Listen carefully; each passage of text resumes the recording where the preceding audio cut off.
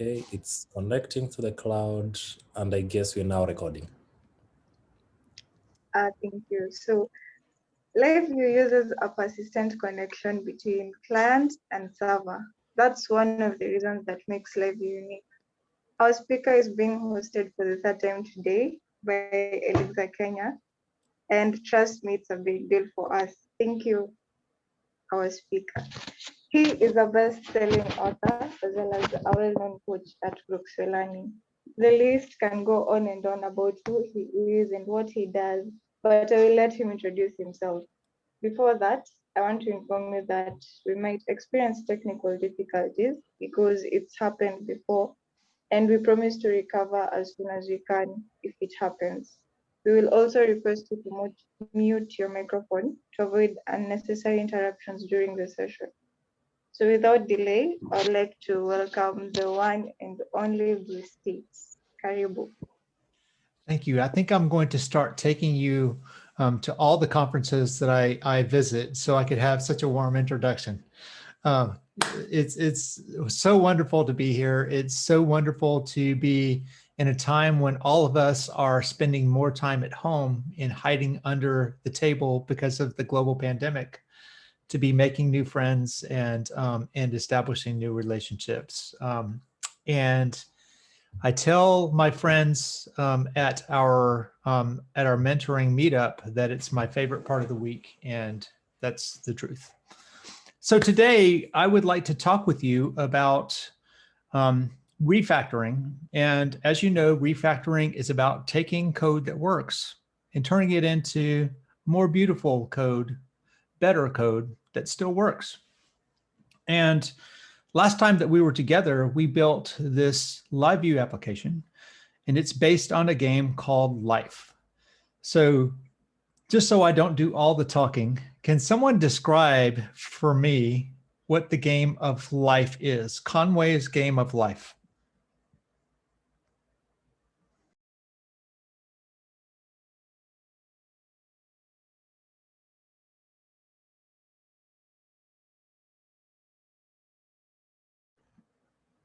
I'm very patient. I can see Okoth speaking, but he's muted. Okoth, feel free to unmute. Okoth, or you don't have the answer.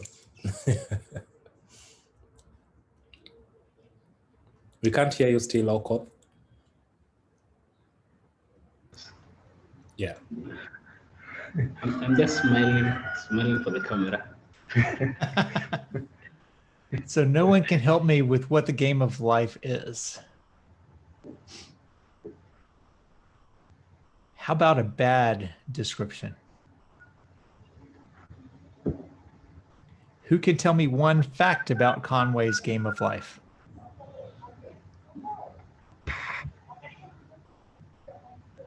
Come on, you don't want to. Has no players, right? Another fact, come on.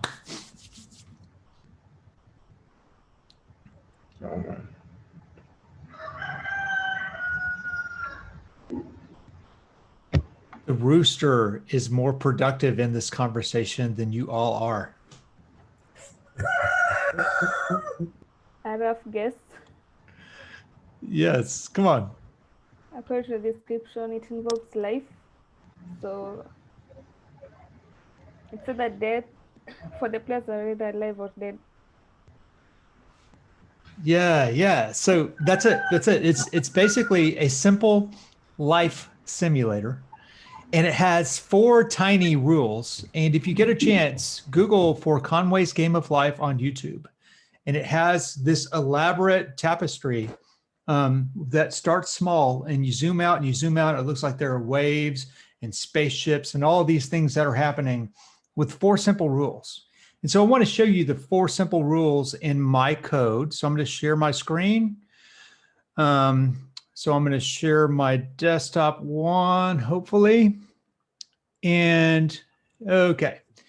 While you're doing that, I wanted to give it a try. Yeah.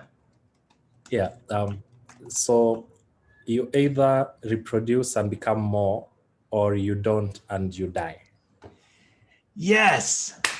Yes. Okay. And in fact, I would say that Conway's Game of Life has 4 rules. It's a game played on a grid, right? There's no players, but there's generations. In each successive generation, in the next generation, a cell will come to life, stay in its current state, or die based on some simple rules. And then there are, and here are the simple rules. If a cell has 1 or fewer neighbors, it will die of loneliness. If a cell has 4 or more neighbors, it will die of overcrowding. If a cell has exactly 3 neighbors, it will be alive. And if a cell has exactly 2 neighbors, it will have whatever state it had last time, right? And so I'm going to start my server to kind of show you what the Game of Life looks like when you play it, right? So it's mix phoenix.server. And then we're going to show the Game of Life that we built last time. So I'm just going to go to localhost 4000 and show you that we have that Phoenix is up and the live dashboard is up. So it's working and my assets are compiling. But I want to show you actually what we're doing. We're in the router here. And as you know, a router is just a series of single functions that are chained together.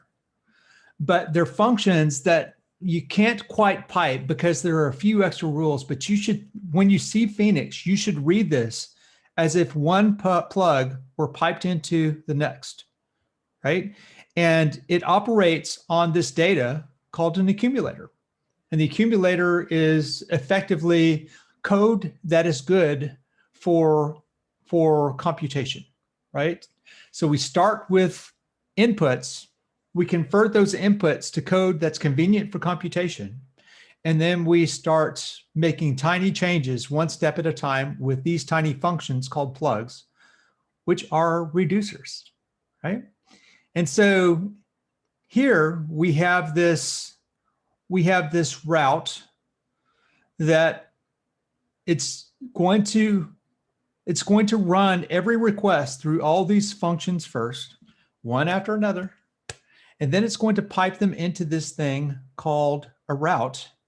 And this particular route is going to fire up a LiveView, right? And a LiveView is just like a web page, but it's a web page that has a running loop in it, right? So it's going to have communication that's back and forth with the page.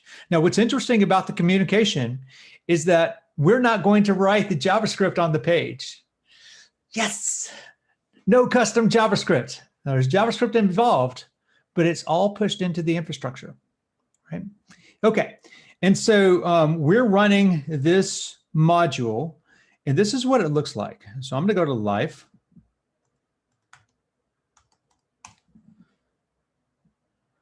How about that? Localhost 4000. Let's try that again. And now let's take that to, almost did it again. Like that. Okay. And so we have a board that we have constructed randomly. And when I press go, this is going to, it's going to start my LiveView into motion. But let's look at what happened when I loaded this page. So we're going into a live route. And so my LiveView students, what's the first function that's going to get called in this live module?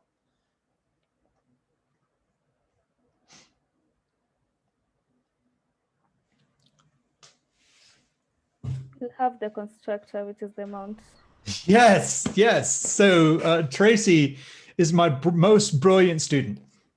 I mean, she aces all the questions. And what she said, she's referring to, there's a framework that I think about when I write software called CRC. It stands for constructor, reducer, converter. And if you think about a pipe, like a story, a pipe has a beginning, a middle, and an end, right? The beginning is the constructor, and LiveViews have a beginning, a middle, and an end, right? And so the constructor is like the top of the pipe. It creates the thing in the first place. And so this constructor starts with a socket and then creates a message. And what happens in this set message? So, well, it looks like the set message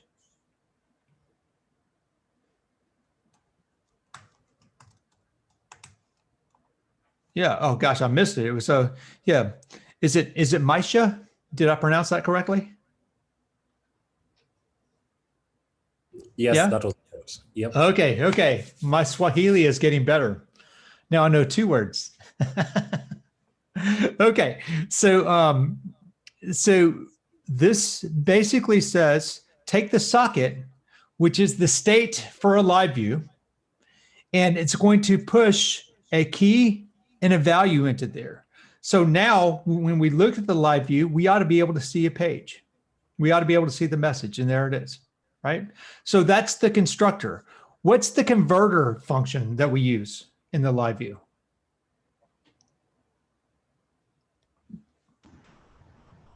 That is the render. It's the render, that's right. And so a render, so in a system like OTP or LiveView, it's not like a pipe.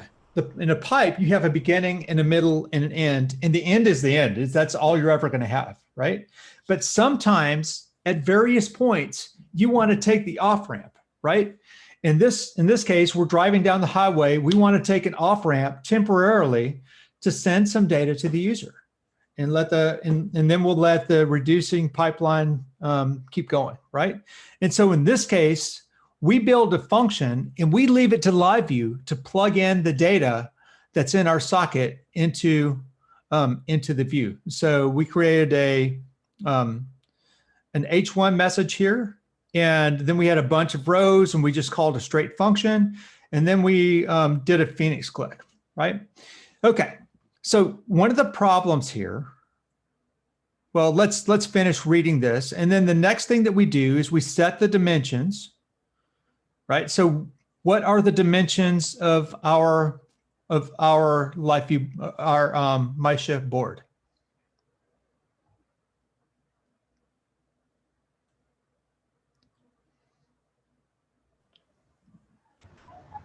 Forty by 40. 40 by 40, that's right. So all we're doing is we're assigning to the socket, which is the data for a LiveView, a height and a width, right? So these little functions are also called reducers, right? So there's a constructor that establishes the socket, and then I pipe these through a couple of reducers. I set the message, and then I set the dimensions, and then I set the board. So what does that do? Well, it takes a height and a width, and then it calls another constructor, right? But it calls an instructor for our functional layer, our function layer, which is our functional core. But wait, this sad function is in its own, is in the wrong place. This little child is lost, and we have to help it find its home. So what we're going to do is we're going to turn this code that works into better code that works. Last time I must have really been in a hurry, because what I did is effectively left all of this back-end code, all the stuff related to the board, in one big file, right? So I think that what I'd like to do is break this out. Okay, and so who remembers the rules for whether a cell lives or dies? What happens if there are one or fewer cells, neighbors? It dies, right? Okay. So look at this. When children is less than 2, false. Death.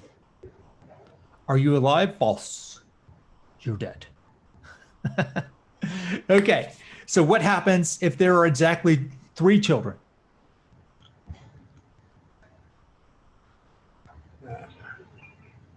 You're alive. You live. Yeah. So if there are exactly 3 children, spring to life. What happens if there are more than 3 children? 4 or more? It dies. Overpopulated. It dies. You are an X cell. You have been terminated.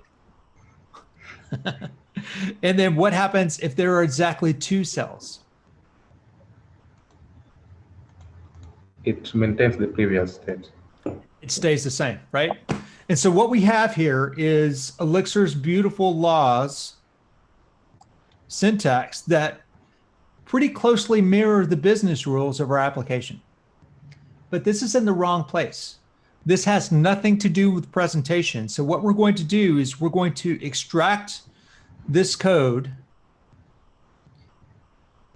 and we're going to move this into another layer called board. So I'm going to create a file. So a new file called board. Right. And then I'm going to say def module board. And we should probably namespace this, right? So this is my shit board. Then I ought to be able to drop that code right in there. Oh, I must not have grabbed it correctly. So I didn't grab it at all. Okay. So luckily I was planning this from last time. I said, here's a note to future Bruce. I know you're going to need to do this. So we're going to take this and we're going to move it over. And we're going to drop it in just like that, right? So what's interesting about this is that we have all the different types of functions. Actually, we have 2 different kinds of functions. And we're kind of leaving the reducer, or I'm sorry, the converter into the LiveView. So we have a constructor, and that says, hey, here's the state at the top of the pipe, right? And then this whole program exists to say, what's the next generation? What's the next generation? What's the next generation? And in fact, I can send a message when I click go, and let's see what that looks like. Okay, so when I click go, I'm gonna go to Live. Okay, so can someone tell me what's going to happen when I click go in my LiveView?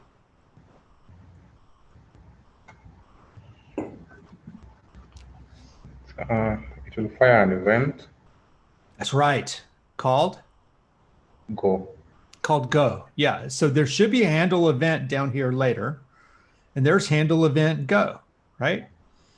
So I'm going to send myself a message called next, right? And what does next do? Next. Yeah. And so it's really simple, right? It's send future self a message. And how long are we going to wait between the messages? 5 5 seconds. milliseconds. Yeah. Half a second, which is 500 milliseconds. And I'm going to send a message to myself, and the message is going to be next, right? And that's the one that we're processing right now, right? And after I do that, all I do is I send back no reply, which don't worry about why that happens. That's essentially because we're based on Elixir infrastructure, which is based on Erlang infrastructure, which going way back said, hey, when you respond to functions like this, you have to respond with this format. That's a no reply tuple. So for those of you who want to know exactly what's going on, this is a OTP handle info, and we're essentially responding with a no reply 2 tuple, right? So this is doing exactly what handle info does, right? And so we say, we prepare the next message, and then we say build the next generation, and we'll look at that code a little bit later, right? And so if I click this, we ought to expect some action, right?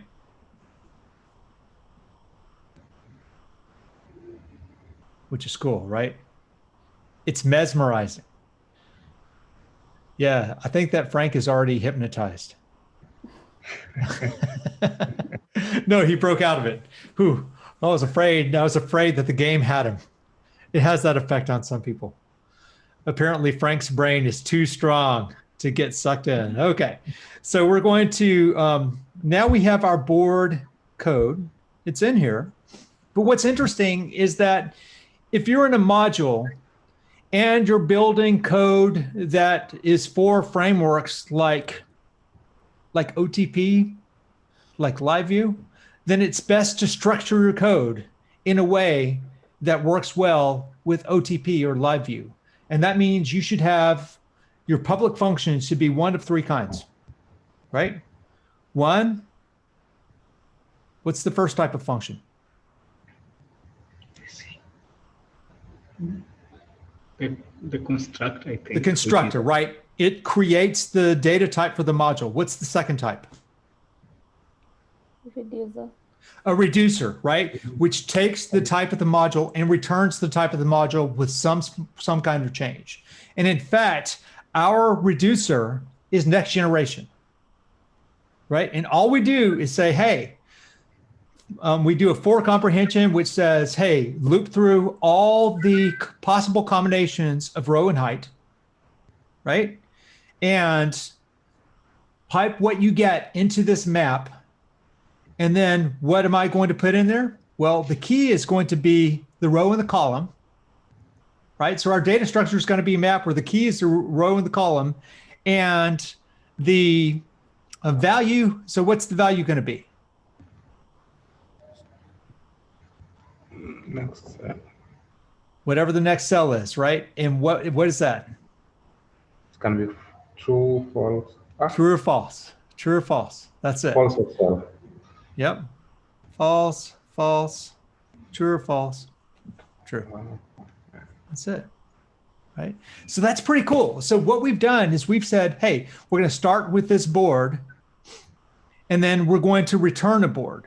Well, what is the board? Well, it's all it is this simple little data structure, right? So you have three types of functions: something that creates a data type, something that returns the data type, that's constructor. We don't have one of those. We're letting LiveView do that work, right? And then you have reducers that transform. And if you shape your code that way, it's going to really be easy to maintain a code shape that does what you want. So we're going to break things, and we're going to see what breaks. Does that still work? Oh, wow. I bet I didn't save the other file, did I? Okay, so let's see. Or did I not extract it? I didn't delete it. I cheated. Okay. So let's go ahead and let that fly. Okay, undefined function random board. How do I fix that? Import. Module. Right. All I do is alias. I could do an import. Should I do an import? Looks better. It's not the usual way. There will be people. So the funny thing about some developers in Kenya, they like to do things the expected way, the proper way, right? And the proper way, the idiomatic way, is to use alias, because that's what we see typically in Elixir. So let's start with an import, because I like to stir things up that way, right? Considering how similar import and alias are, at what point do you choose which? Like, how do you decide which one to go with? If I'm coding Elixir, I'm writing alias. Okay. Pretty much, period. If I'm coding Julia, they like import. If I'm coding Ruby, they like import. So you basically go with the community that you're in. The reason that I chose import in this case is that it gives me a rapid sanity check that the refactoring step that I made is working, right? I know that I have my right mix of public functions. So the next step that I'll do is I'll look at my file and I'll go over function by function in the board to make sure that every public function should be public and every private function should be private. How do I tell if it should be public or private? Well, what are the three types of functions?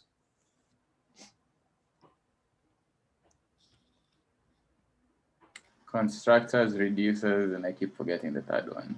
Converter, CRC, constructor, reducer, converter. But all you have to remember for your own benefit is it at the top of the pipe or the middle or the end, which means it is always going to be either producing or consuming or both the data type for the module, right? And in this case, the module is a map, and the map has key value pairs, right? That's it. Okay, so now if we want to fix our public and private functions, what we should probably do is look at each one of these and say, are they constructors or reducers, or can they be private? So it looks like I've already marked these are private as private. So in order to get my public-private mix right, then what I want to do is name these types of functions. So what's this?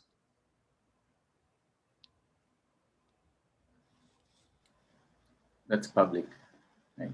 And what type of function? It's a constructor. It's a constructor, right? Because it returns a board. That's a map of key value pairs and true or false. What's this? Ah, now you have to know what board is. What do you think board is? Board.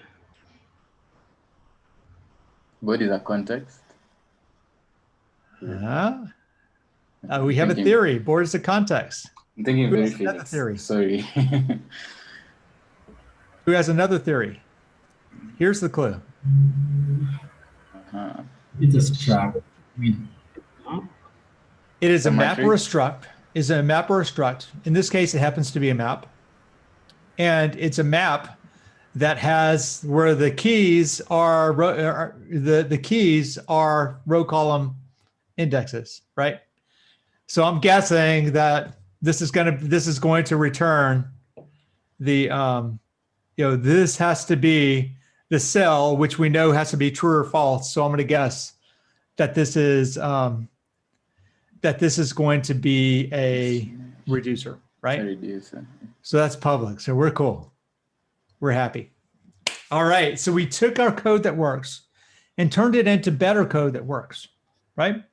So probably the next step in the evolution of our program is to start to take apart the LiveView, right?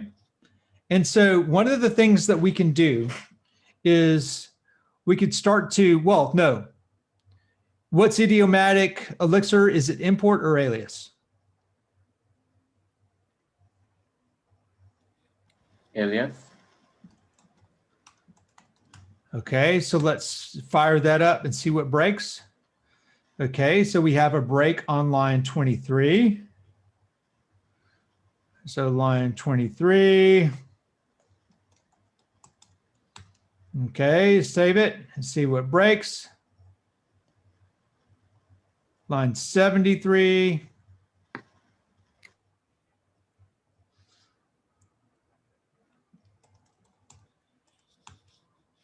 Okay. Okay, so I have a question. Why did this work so quickly? This is the first time that I'd ever coded life in this way. So why was I able to refactor it so quickly?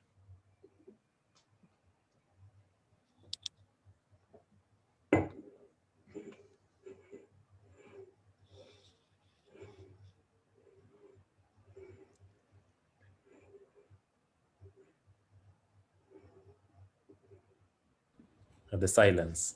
And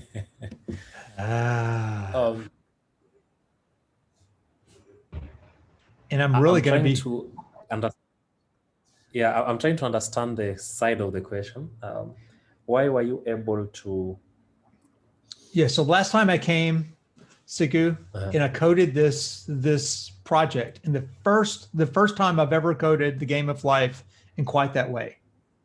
Right. And the reason is that when I code a problem, I want to make mistakes, and I want to kind of show, I want to illustrate concepts, what happens when things break. Right. And my question was, so I built things incorrectly the first time. Why was it so easy to refactor? I just snapped out, I grabbed that code and shipped it to the other file just like that, right? The first step was great because I had everything at my fingertips in one place. But then it was time to make my pretty code that works. So why was I able to fix it so quickly? So I want to use your own phrase that Phoenix will reward you. So in that I feel like you separated the concerns when you're creating the when you're previously creating the functions, right? So though they were not as evidence as such, but there was that notion of reducers in the first place where you remove the function from, and when you are bringing it to the other. Can I say something, Frank? I love you, man. That is the best answer that I have ever heard. That is, so yeah, exactly those two things, right? So the first thing was that I separated the concerns knowing that I was mixing ideas. The second thing was that if you use constructor, reducer, converter, Phoenix, Elixir, OTP, nerves will love you back, period, right? It's we use these patterns because they're everywhere in Elixir. You saw it in the plug function. You see it in APIs where it takes one complicated structure and then has tiny functions that build out the data in the structure step by step by step.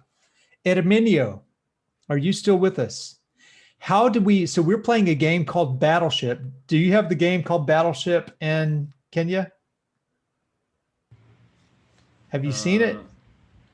Yes. Okay, so tell us, we're making a game, and one of the first things that you have to do is you have these little plastic boards and you have to place your ships in them. So how do we place the ships? What data, how do we place the ships in the design that we use? Basically, we have two modules. One ship, it's handler the informations only about the ship, the size, the orientations and so on. And the board has information about the size of our board, rows and columns, and the input in positions our ships. And what kinds of functions do we use to place the ships? Add ship. Add ship, a reducer. Takes a board and a ship, returns a board with the ship, right? What type of function do we use to attack? It's a converter. Depends on, it could be reducer, but it is a reducer the way we implemented it, right? So yes. And then we get status, which is the converter. You're correct. But yeah, so we use these techniques everywhere in Elixir, right? And that's why I teach them. If you want to read an article, so Sigu, my friend, is going to look up my article, Bruce Tate, It's All Reduce. So this is my teaching method, period, right? So if you take nothing out of this talk, take that I think reducers always. If you're in LiveView, it shows up in 3 different places that we've seen so far. In these aren't the only places that you can use it, right? So the first place is that when you are looking at the LiveView proper, this isn't really a reducer, or this isn't really a constructor because of its format, but it very much acts like one, right? I take in a bunch of data in an empty socket, and I add the data, I add my own data to the socket. I set up a new socket. It's basically a reducer. Handle info and handle event, these are not really reducers, but they act like reducers, right? So I take a socket and I return a socket with sometimes unchanged, because here all I'm doing is triggering the next event, and sometimes with the transformation. It's a reducer, right? And so that's the first place.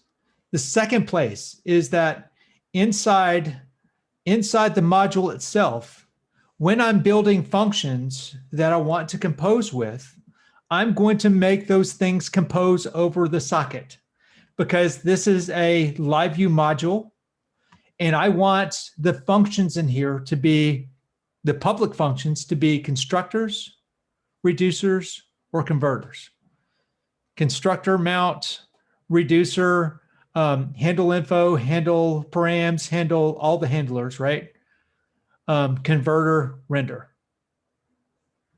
And so what you see is things like this. I did not plan to be able to reuse all of these things in quite this way. But what often happens, in this case, I only use this when I'm doing a mount. In other pieces of software, when I build this little pattern with this constructor, reducer, and reducer, I find myself reusing those little functions all over the place, right? And so that's the second place. The third place is this thing is a fractal structure. What do I mean by fractal? What is a fractal drawing?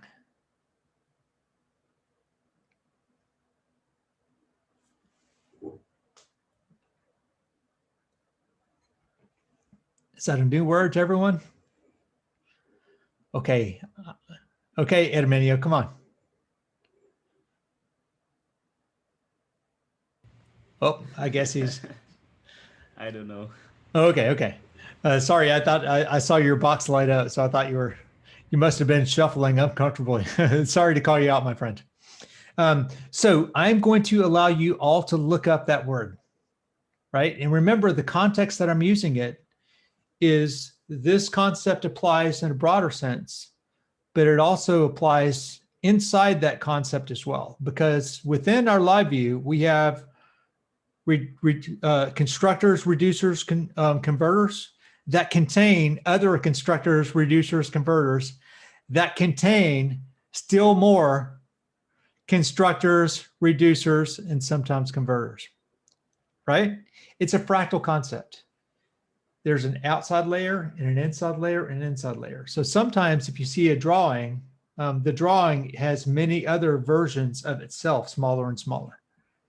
Like you've seen the drawing that has an almost a rectangle, but each line is slightly smaller and each angle is slightly smaller than a right angle, and it looks like you're falling into a hole. That's a fractal, right?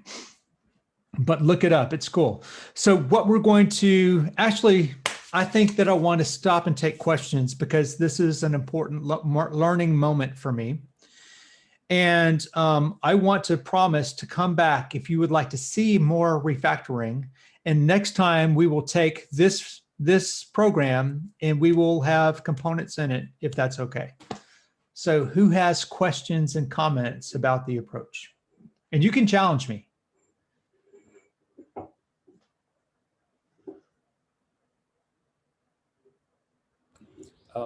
Not really a question on my end. About the board, yes. Should we have just called it board, or think of another name rather than calling it random board? Line 2. Line 2. So basically, sometimes you might have boards that have specific shapes to them, right? So let's see. So the motivation is.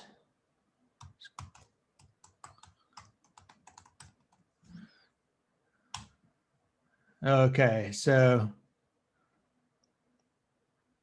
here we go. So if I press start, that's called a glider, right? You see that shape? There are other shapes that I might have, right? So if I go to the Wikipedia, You see, this is a glider gun, right? This shape produces other things. So the idea behind this function name was to know that maybe we can create a random board, and maybe we can create specific boards with specific patterns like glider gun and glider. Excellent question, Sigu, as always, my friend. Thank you. Anyone else, feel free to unmute and ask questions. Yeah, please, please. I have a question. Yes, Paulette. For the mount. Yes. So I saw that you have a different function for setting each assign. Yes. So my question is, what if you have like 10 items to add to the socket on the mount? Will you have different functions for each of them, or would you rather just have one function to add all of them? Okay, so I'm going to answer. Remember when we had the session yesterday, and it was annoying answers that you can get to questions? I'm going to give you one of those annoying answers now. I'm going to answer your question with another question. So here I have two functions that set one attribute and another function that sets two attributes. First, which function sets two attributes? Set dimensions. Correct. Why would I separate that concept from the other ones?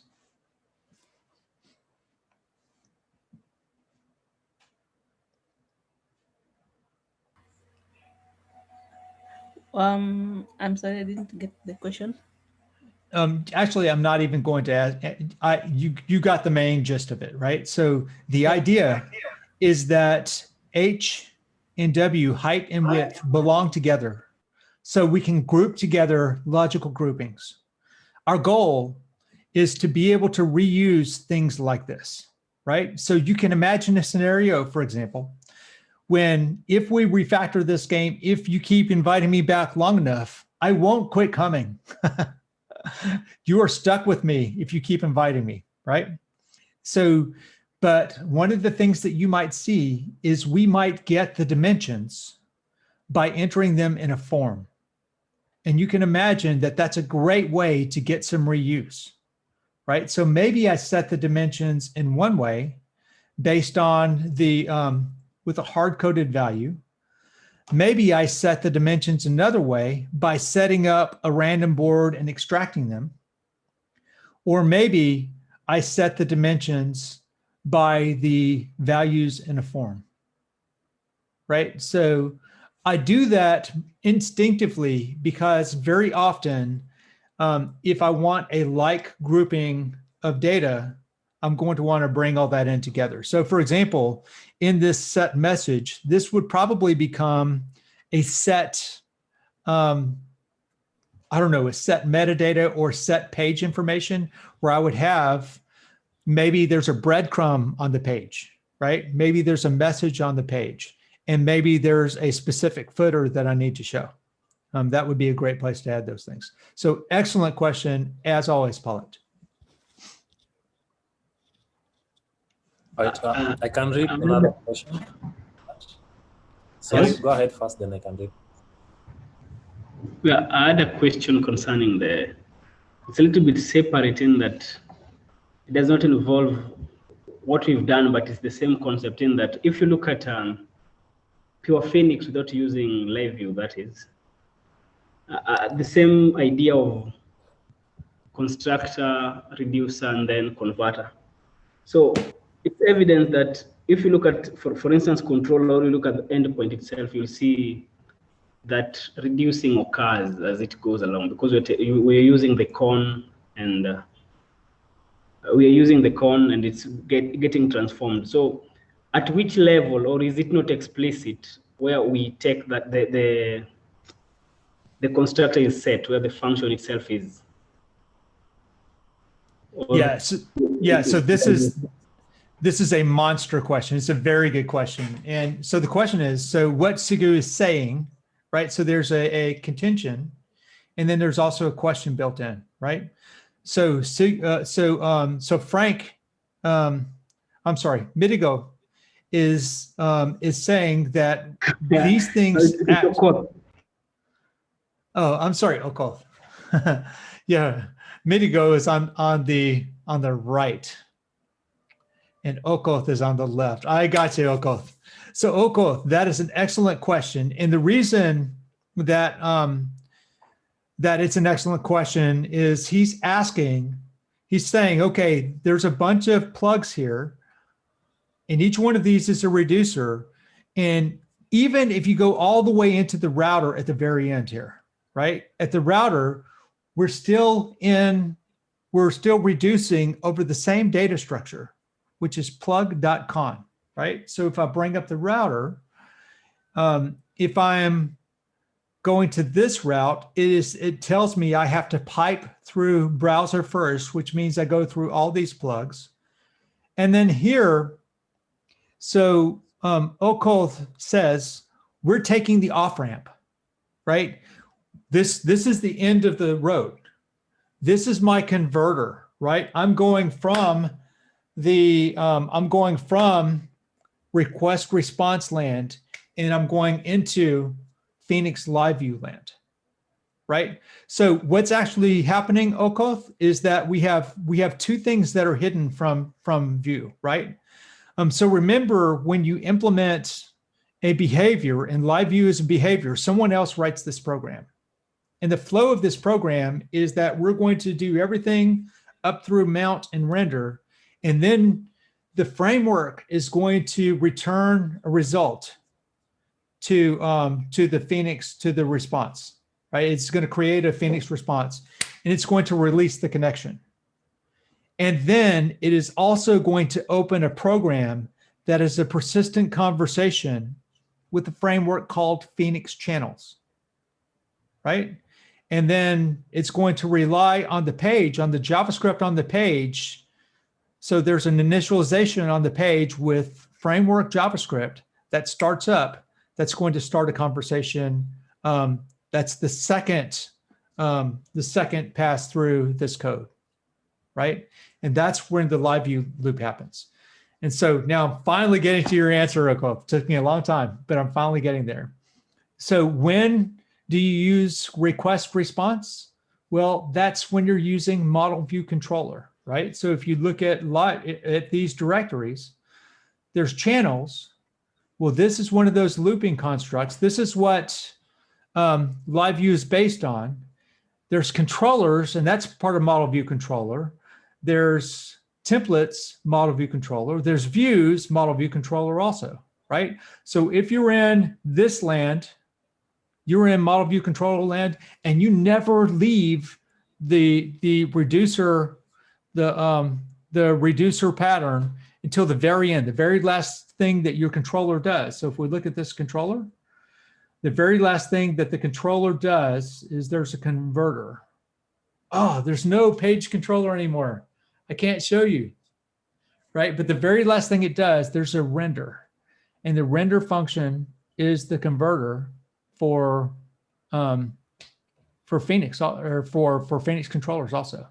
And so the book, Programming Phoenix, that I wrote with Jose and the creator of Elixir, and Chris, the creator of LiveView, that describes that flow, right? An interesting story about this book that not many people know, as we had a whole bunch of diagrams, right? So I created them with this program called OmniGraffle, right? Which is, I don't know, it's a decent, just kind of like a Microsoft Paint for authors. But I threw them all away. And eventually all we did was we showed a bunch of pipelines because we wanted to show that Phoenix was all one giant function, right? It really is. It's one giant function until you get into channel land or until you get into LiveView land. And then once you get in there, there are specific behaviors, but those are reducer loops. Those are really easy to get. Great question, my friend. I have time for one more question.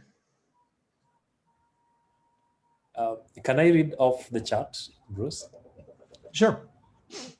Yeah, there's a question here. Is it possible to style the board from the module, or you have to write CSS for it? That's from Ken Kamau.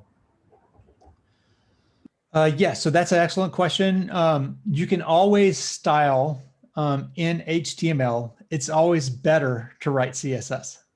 So you can style with CSS. And one of the things that we could have done is, and in fact, it's really easy to do. We could extract this and put this in a template. Man, I bet that we have time to do that. Let's actually do that. So I'm going to take this code. I'm going to delete that. Okay, where's the render? There it is. Okay, and then I'm going to take this and I'm going to say new file. And what do we call this, Sigu? Call it live.html.lex. Beautiful. Okay, and then I just paste that in. And so I think that this will work. And so, yeah. So that works fine, right? So all we did is we said, hey, hey, Phoenix. Oh, I didn't save it. It might break now. Okay, no, we're still okay. It's still good. So we said, hey, Phoenix, this is a behavior, right? If render is not there, I want you to go and find the module of the same name, the LEEX file of the same name. And so this looks more like HTML. This is where you would typically use your CSS, but it doesn't really matter. There's a build process that Phoenix has that has the CSS in the stack of modules. Cool. There is time for one more question. Yeah, I'll be selfish and go. Okay, go. And ask a question. Yeah. So I realized that during the course of all this, we've been making changes and reloading the browser to check if everything is still okay. If we were to go the testing way, where we test what we do in LiveView, how theoretically, or how, if you could just describe how we could have done the testing for this LiveView. Oh, so the best way to understand the testing for the LiveView is to generate scaffolding, is to use a template generator. That's really the definitive guide. There's no testing book. We were supposed to have LiveView testing in the book from the excellent testing book from Andrea and Jeffrey, but it turns out life intervened and it was time to get the book published, right? So in the programming LiveView, that should be in beta. I hope within the month, we'll have a testing section in there. Awesome. So you can't wait for that book. Thank you. Yeah, but you can see the testing examples in by doing a mix.phoenix.gen and then with a -- live, that'll create a live view with all the context and everything else and all the tests that you need. So that's all that I have for everyone. So I will let Pody graciously wrap up. Chantel. The name is Chantel, actually. Chantel, wonderful. Genderetta. I know who Pody is, but is Chantel representing Pody? Yes, she is Pody today. She's Pody today. That's right. Chantel, you there? Yes, okay. Thank you.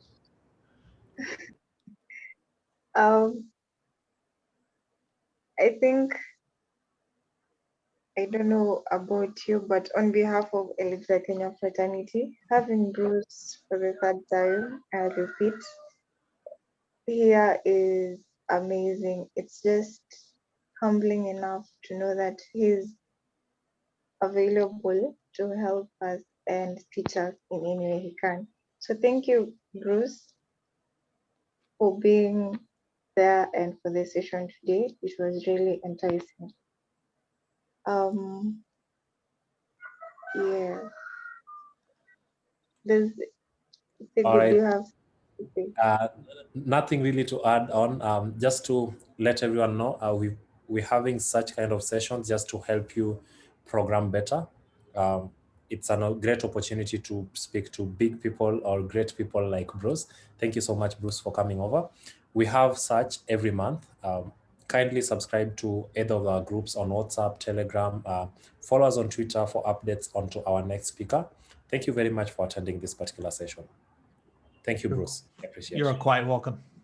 All right. Bye, everyone. One more thing. Yes, Chantal. It's an announcement we've already made, but Elixir is having its first conference in Africa, and we would like to welcome any volunteers who would want to help in making it a success. Thank you for the important announcement, Chantal. All right. By the way, I have a speaker for you, Chantal. I have another speaker for you on machine learning. Wow. Wow.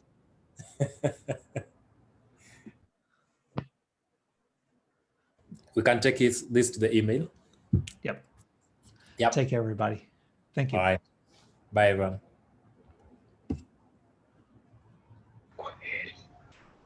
I'll stop the recording.